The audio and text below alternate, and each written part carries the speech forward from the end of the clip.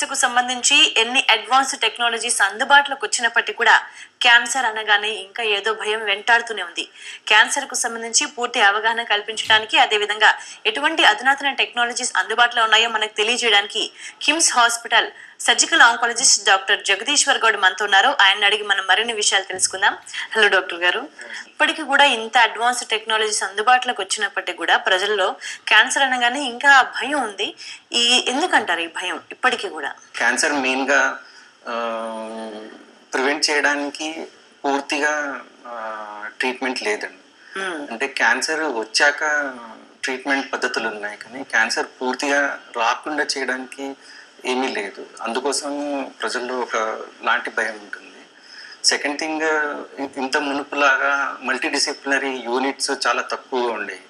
అంటే ఎక్కడో చోట సర్జరీ చేసుకుని తర్వాత ఇంకో చోట కీమో తీసుకోవడము లేదా ఫాలోఅప్ లేకపోవడం వలన క్యూర్ ఉండేది కాదు అంత మునుపు. ఇప్పుడు మల్టీడిసిప్లినరీ అంటే కిమ్స్ లాగా surgery, chemotherapy, radiation, PET CT అన్నీ ఒక్క చోట ఉండడం వలన పేషెంట్కి క్యూర్ అయ్యే ఛాన్స్ ఎక్కువగా ఉంది.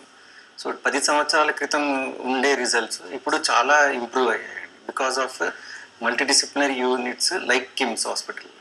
ఓకేనంటే క్యాన్సర్ ఉంది అని ఎలా గుర్తించాలంటారు? అంటే ఎటువంటి మెథడ్స్ అందుబాటులో ఉన్నాయి క్యాన్సర్ను గుర్తించడానికి? క్యాన్సర్ గుర్తించడానికి అవయవం బట్టి వేరే వేరే టెస్ట్లు ఉన్నాయండి. ఫర్ ఎగ్జాంపుల్ గర్భసంచి ముఖద్వారం క్యాన్సర్కి ప్యాప్స్మియర్ అని doesn't cost more than 250 rupees. Pap smear ద్వారా గుర్తించవచ్చు. తర్వాత రొమ్ము క్యాన్సర్కి మ్యామోగ్రామ్ అనే టెస్ట్ ద్వారా అర్లీ చేంజెస్ గుర్తించవచ్చు. తర్వాత ట్యూమరా కాదా అని గుర్తించవచ్చు. అండ్ నీడిల్ టెస్ట్ బయాప్సీ ద్వారా ఎక్కడైనా కంతి ఉంటే అది క్యాన్సరా కాదా అని తెలుసుకోవచ్చు. ప్రాస్టేట్కి పిఎస్ఏ, ప్రాస్టేట్ స్పెసిఫిక్ యాంటిజెన్ అనే స్క్రీనింగ్ టెస్ట్ అవసరం అయితే అల్ట్రాసౌండ్, తర్వాత బయాప్సీ, ట్రాన్స్రెక్టల్ అల్ట్రాసౌండ్ బయాప్సీ చేస్తే అది గుర్తించవచ్చు. అంటే ఈ ఇన్వెస్టిగేషన్ మెథడ్స్ అని కాకుండా మామూలుగా క్యాన్సర్ ఉంది అని అంటే ఎటువంటి లక్షణాలు చూసి గుర్తించాలంటారు? సిమ్టమ్స్ యాక్చువల్గా క్లియర్గా ఉండవండి, కానీ రూమ్లో కంతి ఉంటే, ఎస్పెషల్లీ 3 వారాల కంటే 4 వారాల కంటే ఎక్కువ రోజులు ఉంటే, లేదా బ్లీడింగ్ ఎక్కువగా అవుతే, తర్వాత తినడానికి ఇబ్బంది ఉంటే, అంటే మింగడానికి, అన్నం మింగడానికి పేషెంట్కి ఏమైనా ఇబ్బంది ఉంటే, లేదా బ్లీడింగ్ మోషన్స్లో బ్లడ్ పడడము, లేదా దగ్గు 3-4 వారాల కంటే ఎక్కువ ఉండడము, ఇవి క్యాన్సర్ అని కాదు. కానీ ఇలాంటివి ఉన్నప్పుడు ఫ్యామిలీ డాక్టర్ దగ్గరికి వెళ్ళి సింపుల్ టెస్ట్లు లైక్ ఎక్స్రే, అల్ట్రాసౌండ్ లేదా మ్యామోగ్రామ్ ఇలాంటివి చేయించుకుంటే మనం త్వరగా గుర్తుపట్టవచ్చు. ఓకేనంటే క్యాన్సర్ అనగానే చాలా రకాల క్యాన్సర్స్ వస్తున్నాయి ఇప్పుడు, కానీ ఎక్కువ మంది ఏ రకమైన క్యాన్సర్తో బాధపడుతున్నారు? ఎక్కువ మందిని ఏ క్యాన్సర్ అటాక్ చేస్తుంది? లేడీస్లో ఇండియాలో, జెంట్స్ అండ్ లేడీస్ ఇండియాలో టొబాకో వలన నోట్లో క్యాన్సర్ అండి, ఓరల్ క్యాన్సర్ అది కామనెస్ట్. తర్వాత విమెన్లో గర్భసంచి ముఖద్వారం అంటే cervical cancer still common. Next breast cancer, తర్వాత ఓవేరియన్ క్యాన్సర్. జెంట్స్లో ప్రాస్టేట్ క్యాన్సర్, తర్వాత స్టమక్, అన్నవాహిక, ఈసోఫేగస్ క్యాన్సర్ కామన్గా ఉన్నాయండి. యాక్చువల్గా ఇది జియోగ్రఫీ బట్టి చేంజ్ అవుతుంది. ఫర్ ఎగ్జాంపుల్ నార్త్ ఇండియాలో లివర్, గాల్ బ్లాడర్ క్యాన్సర్ ఎక్కువ ఉంటుంది. సౌత్ ఇండియాలో స్టమక్, ఈసోఫేగస్ ఎక్కువగా ఉంటుంది. వెస్టర్న్ కంట్రీస్లో ప్యాంక్రియాస్, ఓవేరియన్ క్యాన్సర్ ఇవి ఎక్కువగా ఉంటాయి. ఓకే, అంటే క్యాన్సర్కి సంబంధించి ఇన్వెస్టిగేషన్స్ చేయించుకున్నప్పుడు వచ్చే అవకాశం ఉంది, క్యాన్సర్కి దగ్గరలో ఉన్నారు అన్న సైన్ కూడా ఇస్తుంటారా? క్యాన్సర్ వస్తుందా రాదా అనేది 2 స్టెప్స్ అండి. ఒకటి ఫ్యామిలీ హిస్టరీ ఉంటే జెనెటిక్ స్టడీ చేసుకోవచ్చు అండి. అంటే BRCA1 జీన్, BRCA2 అలా కొన్ని జీన్ స్టడీస్ వచ్చాయి. అఫ్ కోర్స్ ఇది ఇంకా రీసెర్చ్లో ఉంది, బట్ ఇలాంటి టెస్ట్ చేస్తే probability of getting cancer how much అనేది అసెస్ చేయొచ్చు. ఫర్ ఎగ్జాంపుల్ BRCA1, BRCA2 ఉంటే 22% యా 25% ఛాన్స్ వచ్చే అవకాశం ఉంటుంది. అండ్ అలాంటి వాళ్ళకి ఒక 40-45 ఇయర్స్ అయినప్పుడు ఆ ఆర్గాన్, ఎండ్ ఆర్గాన్ కొంత పేషెంట్ చాయిస్ బట్టి తీసేయచ్చు. సెకండ్ థింగ్, ఇన్వెస్టిగేషన్స్ ఇయర్లీ చేయించుకోవాలి. ఫర్ ఎగ్జాంపుల్ 40 ఇయర్స్ తర్వాత మ్యామోగ్రామ్ రెగ్యులర్గా చేయించుకోవడము, అల్ట్రాసౌండ్ అబ్డమెన్ చేయించుకోవడము, CA-125 బ్లడ్ టెస్ట్, PSA చేయించుకోవడం 50 years తర్వాత. సో ఫ్యామిలీ డాక్టర్ దగ్గరికి వెళ్తే oncologist screening test, prescribe screening test రాస్తారు. దాన్ని బట్టి మనం గుర్తించవచ్చు. ఫ్యామిలీ హిస్టరీలో క్యాన్సర్ ఉంది అన్నప్పుడు ప్రివెంటివ్ మెజర్స్ ఏమైనా తీసుకునే అవకాశం ఉందంటారా? ట్రీట్మెంట్ అంటూ ఏమీ లేదండి దానికి. వీలవుతే ఎండ్ ఆర్గన్ తీసేయాలి. అంటే ఇప్పుడు BRCA1, BRCA2కి బ్రెస్ట్ క్యాన్సర్ 22-25% వచ్చే అవకాశం ఉంటుంది. తర్వాత ఓవేరియన్ క్యాన్సర్ వచ్చే అవకాశం ఉంటుంది. సో వాళ్ళు as soon as they complete their family life, for example ఒక సినిమా యాక్టర్, హాలీవుడ్ యాక్టర్స్ అలా చేయించుకుని రొమ్ము తీయించుకోవడం, తర్వాత అండాశయం తీయించుకోవడం. అఫ్ కోర్స్ అది ఉంటే కంపల్సరీ వస్తుందని కాదు, కానీ 25% వచ్చే ఛాన్స్ ఉంటుంది. సో అలాంటప్పుడు రిప్రొడక్టివ్ లైఫ్ అవ్వంగానే ఇమీడియట్గా లాప్రోస్కోపీ తోటి మిగతా ఎక్కువగా తీయకుండా అది ఏ ఆర్గన్ అయితే ఉందో అదే తీసేసి ప్లాస్టిక్ సర్జరీ లాగా చేయొచ్చు. సో పేషెంట్ సైకలాజికల్గా బెటర్. క్యాన్సర్ ఉంది అని గుర్తించినప్పుడు ఏ స్టేజ్లో ఉంది అని చెప్తుంటారు కదా, అంటే ఎన్ని రకాల మెథడ్స్ అందుబాటులో ఉన్నాయి దీని ట్రీట్మెంట్కి సంబంధించి? క్యాన్సర్ డయాగ్నోసిస్ బయాప్సీ కానీ నీడిల్ టెస్ట్ కానీ అయ్యాక మనం స్టేజింగ్ వర్కప్ అని చేస్తామండి. యూజువల్గా ఇప్పుడు కిమ్స్ హాస్పిటల్లో PET-CT అని అవైలబుల్ ఉంటాయి, అన్నీ ఒక రూఫ్లోనే ఉంటాయి. PET-CT చేస్తే అది ఏ స్టేజ్లో ఉంది అనేది తెలుస్తుంది. పాజిట్రాన్ ఎమిషన్ టోమోగ్రఫీ స్కానింగ్ అని అవైలబుల్ ఉంటుంది. సో దాని ద్వారా స్టేజ్ 1, 2, 3, 4 అని డివైడ్ చేస్తాము. డివైడ్ చేశాక యూజువల్గా స్టేజ్ 1, స్టేజ్ 2 ఐదర్ రేడియేషన్ కానీ సర్జరీ కానీ చేస్తాము. స్టేజ్ 3, స్టేజ్ 4కి వేరే ట్రీట్మెంట్ ఇచ్చి సైజ్ తగ్గించి తర్వాత ట్రీట్మెంట్ చేస్తాము. సో జనరల్గా cancer surgery, cancer radiation, cancer chemotherapy అన్నీ ఒక రూఫ్లో ఉంటాయి. సో ఈ పేషెంట్ వచ్చిన తర్వాత అందరూ డాక్టర్స్ కూర్చొని ప్రతి వారం ఏ పేషెంట్కి ఏం చేయాలా, సర్జరీ చేయాలా, రేడియేషన్ ఇవ్వాలా అనేది డిసైడ్ చేస్తారు. అలా ట్యూమర్ బోర్డ్ అనేది కిమ్స్లో రెగ్యులర్గా అవుతుంది. దానివలన పేషెంట్కు చాలా లాభం ఉంటుంది. అందరు స్పెషలిస్టు ఒకేసారి చూస్తారు. సెకండ్ ఒపీనియన్ కూడా అవసరం లేకుండా ఒకే రూఫ్లో ముగ్గురు డాక్టర్స్ చూసేసి పేషెంట్కు క్యూర్ అయ్యే అవకాశం ఏ పద్ధతి ద్వారా ఉంటుందో ఆ పద్ధతి కిమ్స్లో జరిగే అవకాశం ఉంటుంది. సో అది డెఫినెట్గా అడ్వాంటేజ్ ఉంటుంది. అలా కాకుండా మాకు సర్జరీ చేసినాక కూడా తర్వాత చూసుకోవడానికి కార్డియాలజిస్టు, పల్మనాలజిస్టు అంటే పోస్ట్ ఆపరేటివ్ కేర్ ఇంప్రూవ్ చేయడానికి వీళ్ళు ఇంటెన్సివిస్ట్ వీళ్ళందరూ ఉండడం వలన కాంప్లికేటెడ్ హై ఎండ్ సర్జరీస్ కూడా ఈజీగా చేయవచ్చు. ఓకే, అంటే క్యాన్సర్కి చికిత్స ఇచ్చేటప్పుడు రేడియేషన్ కానీ కీమో కానీ తీసుకుంటే బాడీ అంతా వీక్ అయిపోతుంది, అమ్మో దాన్ని తట్టుకోవాలా, దాని తర్వాత మనం తట్టుకుని మళ్ళీ హెల్త్ రీగెయిన్ చేసుకోగలమా అన్న డౌట్ చాలా మందికి ఉంటుంది. కిమ్స్ హాస్పిటల్లో ఇప్పుడు సర్జరీ కానీ ఎక్కువగా పేషెంట్ ఎక్కువగా డ్యామేజ్ చేయకుండా మినిమల్ సర్జరీ చేసే పరికరాలు ఉన్నాయండి. ప్రపంచంలో అమెరికాలో ఏది కావాలో అది ఇక్కడ అవైలబుల్ ఉన్నాయి. అంటే robotic surgery, latest robotic surgery, latest 3D laparoscopy surgery. ఒకప్పుడు బయటికి పోయే వాళ్ళు ఇప్పుడు అన్నీ ఇక్కడ కిమ్స్ హాస్పిటల్లో అవైలబుల్ ఉన్నాయి. అదేవిధంగా రేడియేషన్లో 3 రేడియేషన్ మెషిన్స్ ఉన్నాయండి.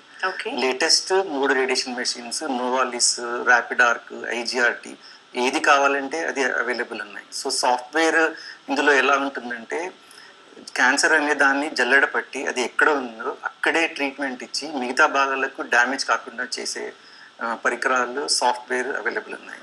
అలాగే కీమోథెరపీ కూడా క్వాలిఫైడ్ మెడికల్ ఆంకాలజిస్ట్ ఉండి టార్గెటెడ్ థెరపీ, కీమోథెరపీ పేషెంట్ ఎక్కువ డ్యామేజ్ కాకుండా అవన్నీ ఇచ్చే వస్తువులు ఇక్కడ కలిగి ఉన్నాయి. సో దేనికి కొదవలేదు, పేషెంట్ ఎక్కడికి పోవాల్సిన అవసరం లేదు. ఒకటంటే అంతకుముందు కూడా క్యాన్సర్ కు రకరకాల ట్రీట్మెంట్స్ అందుబాటులో ఉన్నాయి, అంటే పాత టెక్నాలజీకి కొత్త టెక్నాలజీకి ఉన్న డిఫరెన్స్ ఏంటి, బెనిఫిట్స్ ఏమొస్తున్నాయి? చాలా వ్యత్యాసం ఉందండి. నెంబర్ 1, ఇండివిజువలైజ్డ్ థెరపీ అనేది అంటే పర్టికులర్ పేషెంట్కి పర్టికులర్ స్టేజ్ బట్టి treatment, that is personalised medicine అనేది కిమ్స్ హాస్పిటల్లో అవలంబించారు. Second thing, cure same but patient time to return to work అంటే త్వరగా పనికి పోయేట్టు, త్వరగా డిశ్చార్జ్ అయ్యేటట్టు మినిమల్ ఇన్వేజివ్ సర్జరీస్ అంటే లాప్రోస్కోపీ, రోబోటిక్, దీని ద్వారా అది మ్యాగ్నిఫికేషన్ ఉంటుంది, సర్జన్స్కి ట్రెమర్స్ ఉండవు. సో చిన్న చిన్న నరాలు, రక్తనాళాలు కనబడతాయి. సో ఇలా చేస్తే పేషెంట్కి డెఫినెట్గా పోస్ట్ ఆపరేటివ్ కాంప్లికేషన్స్ తక్కువ ఉంటాయి. సో త్వరగా పనికి వెళ్ళొచ్చు, త్వరగా రికవర్ అవ్వచ్చు. మళ్ళీ ఆ బయాప్సీ రిపోర్ట్ వచ్చాక రేడియోథెరపిస్ట్ చుట్టుపక్కల డ్యామేజ్ కాకుండా తీసిన భాగంలోనే రేడియేషన్ ఇచ్చే ఫెసిలిటీ అంటే IGRT, IMRT, ర్యాపిడ్ ఆర్క్ ఏది కావాలంటే అది అవైలబుల్ ఉన్నాయి కిమ్స్లో. సో ఆ పద్ధతి ద్వారా పేషెంట్ సైడ్ ఎఫెక్ట్స్ తక్కువ ఉంటాయి. పేషెంట్ సైడ్ ఎఫెక్ట్స్ తక్కువగా ఉంటే డెఫినెట్గా patient will be able to do his routine work easily. Okay. And targeted therapy, chemotherapy ద్వారా కూడా సైడ్ ఎఫెక్ట్స్ ఎక్కువ లేకుండా చేస్తే పేషెంట్ క్వాలిటీ ఆఫ్ లైఫ్ డెఫినెట్గా బెటర్ ఉంటుంది. ఓకే. అంటే ఇంత కొత్త టెక్నాలజీని ఉపయోగించి క్యాన్సర్‌కు ట్రీట్మెంట్ ఇస్తున్నారు కదా! రేడియేషన్ కానీ, లేకపోతే కీమో గానీ తీసుకునేటప్పుడు పేషెంట్‌కి సంబంధించి ఎటువంటి కేర్ తీసుకుంటే రిజల్ట్ తొందరగా పొందొచ్చంటారు? పేషెంట్స్ యూజువల్గా వెజిటబుల్ డైట్ ప్రిఫర్ చేయాలి. అండ్ పేషెంట్స్ సర్జరీ చేశాక వాళ్ళకి మౌల్డింగ్ చేస్తారు. అంటే సాఫ్ట్వేర్ తోటి ఆ పేషెంట్ లోపట ఆర్గాన్ని మ్యాపింగ్ చేసి ఎక్కడ ఎక్కడ రేడియేషన్ ఇవ్వాలని మల్టీలీఫ్ కాలిమీటర్ ద్వారా ఆ పేషెంట్ ట్యూమర్ సైజులో రేడియేషన్ షేప్ చేంజ్ చేస్తారు. ఓకే. చేసి ఆ పేషెంట్కి 3 రోజుల రేడియేషన్ ఇవ్వాలా, 30 రోజుల రేడియేషన్ ఇవ్వాలా, అలాంటి ఏ ఏ పద్ధతి ద్వారా ఇవ్వాలా అనేది సాఫ్ట్వేర్ డిజైన్ చేసి పేషెంట్కి క్యూర్ అయ్యే విధంగా, అంటే 3 డేస్లోనే చేసే త్వరగా పోవచ్చు అలా కాకుండా పేషెంట్కి ఏ రేడియేషన్ పద్ధతి ద్వారా క్యూర్ చేయవచ్చో ఆ పద్ధతి యూజ్ చేసి పేషెంట్కి ఎక్స్ప్లెయిన్ చేసి ట్రీట్మెంట్ ఇస్తారు. సో ఈ సాఫ్ట్వేర్ వల్ల పేషెంట్కి డెఫినెట్గా రిస్క్ తక్కువ అవుతుంది, క్యూర్ ఎక్కువ అవుతుంది. క్యాన్సర్ చికిత్సకు సంబంధించి అంటే మామూలు సర్జరీస్‌కి మినిమల్ ఇన్వేజివ్ సర్జరీ అన్నారు కదా! దానికి ఉన్న డిఫరెన్స్ ఏంటి? యూజువల్గా మినిమల్ ఇన్వేజివ్ సర్జరీ అనేది ఫర్ ఎగ్జాంపుల్ ఒకప్పుడు అన్నవాహిక క్యాన్సర్ అండి, ఈసోఫాగస్ చెస్ట్లో ఉంటుంది. గొంతుకి పొట్టకి కనెక్షన్ ఉండేది ఈసోఫాగస్ క్యాన్సర్ అంటారు. నేను ఒక 10 years బ్యాక్ లోపట చేయి పెట్టి లేదా చెస్ట్ మొత్తం ఓపెన్ చేసి చేసేవాళ్ళం అన్నవాహిక. ఇప్పుడు రోబోటిక్ సర్జరీ వచ్చింది. రోబోటిక్ సర్జరీ అంటే robotic assisted surgery, intuitive company వాళ్ళది రోబోట్తో యూజ్ చేసి సర్జన్ అమెరికాలో ట్రైన్ అయ్యి ఇక్కడికి వచ్చి మళ్ళీ ఇక్కడ మనం యూజ్ చేస్తున్నాం. మన తెలుగు రాష్ట్రాల్లో మొట్టమొదటి robotic centre KIMS hospital. And highest number of robotic cancer 300 robotic cancer surgeries south ఇండియాలో కిమ్స్ హాస్పిటల్ ఫస్ట్ అండి. సో ఈ పద్ధతి ద్వారా అన్నవాహిక క్యాన్సర్ ఛాతీ ఓపెన్ చేసే అవసరం లేదు. సో న్యాచురల్గా పేషెంట్కి పోస్ట్ ఆపరేటివ్ రికవరీ ఫాస్ట్ ఉంటుంది. నాకు ఏదో ఒక కాంట్రాని జబ్బు ఉన్నట్టుగా ఐడెంటిఫై చేశారండి.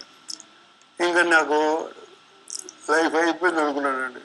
అటువంటిది ఇక్కడ తీసుకొచ్చారండి జగదీష్ గౌడ్ గారి దగ్గరికి. పరమాత్మ ప్రభు లాగా ఆయన దగ్గర తీసుకొస్తే ఆయన డాక్టర్ గారు కాకుండా రియల్ ఒక చాలా ఆప్తుల్లాగా చాలా అప్యాయతతో చక్కగా అన్నీ మాట్లాడి అసలు డాక్టర్ గారు రోగి రిలేషన్ లేకుండా చక్కగా రిసీవ్ చేసుకొని చక్కగా అన్నీ చెప్పి అవేర్నెస్ నేను చేస్తాను అని చెప్పేసి చేశారండి. నాకు రోబోటిక్ సర్జరీ చేశారు. వారు పరమాత్మలాగా పునర్జన్మ ప్రసాదించారు. నేను చాలా చాలా మానసిక శక్తితో నేను వారిని రోజు కూడా మెమరీ చేసుకుంటూ ఆ మానసిక శక్తితో నేను నా పనులను చేసుకుంటున్నాను, చక్కగా నడుస్తున్నాను, వాకింగ్ కూడా చేస్తున్నాను. అంతా కూడా ఆశ్చర్యపోతున్నారు. ఎవరైనా ఇందాకన్నారు మాకంటే మీరు బాగున్నారండి అంటున్నారు. అది నాది కాదు, అంతా కూడా పరమాత్ముడు జగదీష్ గౌడ్ గారిది. సో ఈ క్యాన్సర్ సర్జరీ చేయడంలో మ్యాగ్నిఫికేషన్ ఉంటుంది, అంటే 10 కనబడుతుంది. సో ట్యూమర్ కణాలు, క్యాన్సర్ కణాలు ఈజీగా గుర్తించవచ్చు. సేమ్ టైం థొరాక్స్లో హార్ట్ ఉంటుంది, బ్లడ్ వెజల్స్ ఉంటాయి, లంగ్స్ ఉంటాయి. ఈ విజన్ వలన క్లియర్గా కనబడతాయి. అండ్ సెకండ్ థింగ్, ఆ కంప్యూటరైజ్డ్ మెషినరీ కాబట్టి సర్జన్ ట్రెమర్స్ని క్యాన్సిల్ చేస్తాయి. అంటే సర్జన్ 70 years 8 years సర్జన్ కూడా ఈజీగా చేయవచ్చు, కాకపోతే ట్రైన్డ్ అయి ఉండాలి. సో ఈ మినిమల్ ఇన్వేజివ్ అంటే మొత్తం ఓపెన్ చేయకుండా మనం ఈ పద్ధతి ద్వారా చేస్తే డెఫినెట్గా పేషెంట్ ఫాస్ట్ రికవర్ అవుతారు. మినిమల్ ఇన్వేజివ్ సర్జరీకి వెళ్ళినప్పుడు క్యాన్సర్ మళ్ళీ వచ్చే అవకాశాలు ఎంతవరకు ఉంటాయి? ఈ సర్జరీకి 2 ఇంపార్టెంట్. ఒకటి సర్జన్ బయాలజీ, అంటే సర్జన్ ట్రైన్డ్ అయి ఉండాలి. రెండోది ట్యూమర్ బయాలజీ, అంటే ట్యూమర్ ఫ్యాక్టర్స్ ఏ సర్జరీ చేసినా కానీ అది గ్రేడ్ ఏంటి, ఎన్ని కంతులకు స్ప్రెడ్ అయింది, అది పెరిన్యూరల్ ఇన్వేషన్ అంటే చుట్టుపక్కల నరాలకి ఏమన్నా ఇన్వాల్వ్ అయిందా, దాన్ని బట్టి పేషెంట్ ఫ్యూచర్ ఉంటుంది. సర్జరీ లోపల చేసేది ఎలా ఓపెన్ సర్జరీ చేస్తామో అలాగే చేస్తాము, కాకపోతే పేషెంట్ రికవరీ ఫాస్ట్ ఉంటుంది. సో ఫైనల్గా అది తీసేసిన భాగం మనం అనాలిసిస్ చేసి ఆ అనాలిసిస్ ద్వారా పేషెంట్కు 10% వచ్చే అవకాశం ఉంటుందా, 20% వచ్చే అవకాశం ఉంటుందా అని లాగరిథం తయారు చేస్తాము. అలా రికరెన్స్ వచ్చే అవకాశం ఉన్న వాళ్ళకి మళ్ళీ రాకుండా కీమోథెరపీ కానీ, టార్గెటెడ్ థెరపీ కానీ, రేడియేషన్ థెరపీ కానీ యూజ్ చేస్తాము. ఓకే. సో ట్యూమర్ బయాలజీ చాలా చాలా important. Most important factor pathologist అనమాట. పెథాలజిస్ట్ రిపోర్ట్ బట్టి ఫ్యూచర్ ఉంటుంది. సర్జరీ ఒకటే సంజీవిని కాదు, మళ్ళీ తర్వాత రాకుండా ఇచ్చే ట్రీట్మెంట్ అది ఇంపార్టెంట్. ఓకే. అంటే ఈ ట్రీట్మెంట్స్ తీసుకున్న తర్వాత తగ్గుతుంది అనుకున్నప్పుడు తగ్గుతున్న క్రమంలో ఎటువంటి కేర్ తీసుకోవాలి పేషెంట్స్? 3 months డెఫినెట్గా కేర్ తీసుకోవాలి. ఈ పెథాలజీ రిపోర్ట్ అవ్వగానే with in 4 weeks next treatment చేయించుకోవాలి. ఒకటి సర్జరీ ఒకటే, రేడియేషన్ ఒకటే అని కాకుండా మళ్ళీ అది రాకుండా కొన్ని క్యాన్సర్స్ లైక్ స్క్వామస్ సెల్ క్యాన్సర్కి రేడియేషన్ యూజ్ అవుతుంది. కొన్ని క్యాన్సర్స్ లైక్ అడినో క్యాన్సర్కి కీమోథెరపీ అవసరం పడుతుంది. సో అది కిమ్స్ హాస్పిటల్లో అందరూ ఒక దగ్గర కూర్చుంటారు కాబట్టి రేడియోథెరపీ, మెడికల్ ఆంకాలజిస్ట్ ఈ రిపోర్ట్ చూసి అవసరమైతే అది జబ్బు మళ్ళీ రాకుండా ట్రీట్మెంట్ తీసుకుంటాము. మళ్ళీ పేషెంట్కి ఎవ్రీ 3 months స్కానింగ్, మళ్ళీ ఆ ఆర్గాన్కి సంబంధించిన టెస్ట్ లైక్ ఎండోస్కోపిక్ అని, కోలనోస్కోపిక్ అని, లేదా ప్యాప్స్మియర్ అని ఖచ్చితంగా చేయించుకోవాలి minimum for 5 years. Okay. And every year PET CT ఇలా చేయించుకోవాలి. సర్జరీ, కీమో, రేడియేషన్ అవ్వగానే వదిలేయకూడదు. మళ్ళీ ఫాలోఅప్ అనేది చాలా ఇంపార్టెంట్. ఓకేనంటే ఈ మినిమల్ ఇన్వేజివ్ సర్జరీలో లాప్రోస్కోపిక్ అండ్ రోబోటిక్ అన్నారు కదా, అంటే ఏ రకాల క్యాన్సర్స్ కి ఇవి యూజ్ చేస్తారు? మేము యూజువల్గా అన్నవాహిక, ఈసోఫాగస్ క్యాన్సర్, రెక్టమ్ క్యాన్సర్ అంటే చాలా కిందికి ఉండి పేషెంట్స్కు దొడ్డి బయట పెట్టాల్సిన వచ్చే అవకాశం ఉన్న పేషెంట్కి అది అవాయిడ్ చేయడానికి రెక్టమ్ క్యాన్సర్స్కి, తర్వాత గర్భసంచి క్యాన్సర్లో కంతులు, నోడ్స్ ఇవి తీయడానికి, ప్రాస్టేట్ క్యాన్సర్ నరాలు, రక్తనాళాలు, నర్వ్స్ అండ్ వెజల్స్ ప్రిజర్వ్ చేయడానికి, ఇలాంటి వాటికి చాలా యూస్ఫుల్. కొన్ని థైరాయిడ్ కంతులకి గొంతులో మరక లేకుండా యాక్సిలా ద్వారా చేస్తాము, అంటే నెక్ స్కార్లెస్ థైరాయిడెక్టమీ అంటారు. సో ఇలాంటి వాటికి డెఫినెట్గా యూస్ఫుల్. కొన్ని కేసెస్ స్టమక్ క్యాన్సర్ ఇలాంటివి కూడా చేయవచ్చు. సింపుల్ కేసెస్ చేయము రోబోటిక్లో, లైక్ సింపుల్ హిస్టెక్టమీ, అలా కాకుండా కాంప్లెక్స్ కేసెస్ పూర్తిగా క్యూర్ చేయడానికి అలాంటి వాటికి రోబోటిక్ సర్జరీ యూస్ఫుల్ అవుతుంది. క్యాన్సర్ ట్రీట్మెంట్కి వెళ్ళేటప్పుడు ఎటువంటి హాస్పిటల్ని చూస్ చేసుకోవాలంటారు patients? WHO and National Cancer Institute USA స్టడీస్లలో ట్రైన్డ్ క్యాన్సర్ సర్జన్ లేదా ట్రైన్డ్ ఆంకాలజిస్ట్ చేసిన surgeries compared to other surgeries చేస్తే పేషెంట్ డెఫినెట్గా బెటర్ రిజల్ట్స్ ఉంటాయి. ఓకే.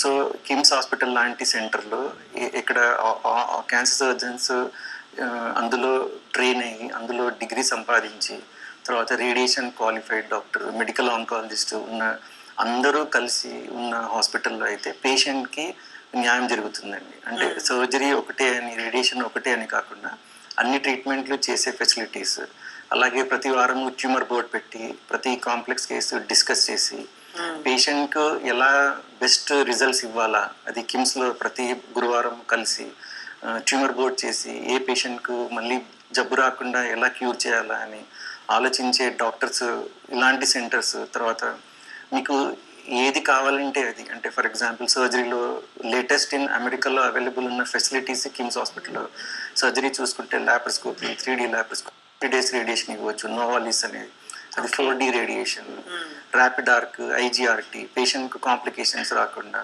కీమోథెరపీ, ఇలా అన్ని ఫెసిలిటీస్ ఏది కావాలంటే అది ఫెసిలిటీస్ ఉన్న చోట అయితే పేషెంట్కు డెఫినెట్గా బెనిఫిషియల్ అవుతున్నాయి. ఈ హాస్పిటల్లో క్యాష్ పేషెంట్స్, ఆరోగ్యశ్రీ అందరికీ ట్రీట్ చేస్తున్నాము, అందరికీ సమానంగా ట్రీట్మెంట్ అవుతుంది. సో క్యూర్ రేట్స్ డెఫినెట్గా బెటర్ ఉంటాయి.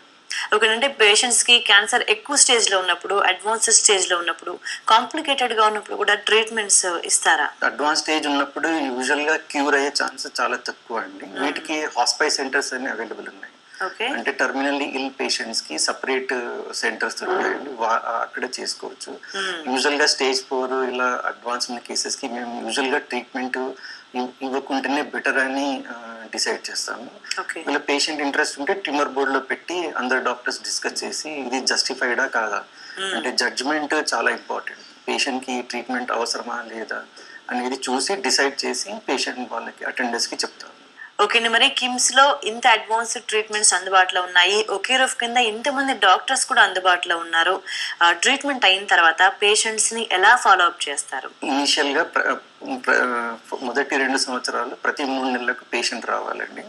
ఈ ప్రతి 3 నెలలకు simple test like ultrasound abdomen, chest X-ray, తర్వాత ట్యూమర్ మార్కర్స్ ఉంటాయండి, బ్లడ్ టెస్ట్లు లైక్ CA-125 కానీ CEA కానీ ఇలాంటి ప్రతి 3 నెలలకి చేయిస్తామండి.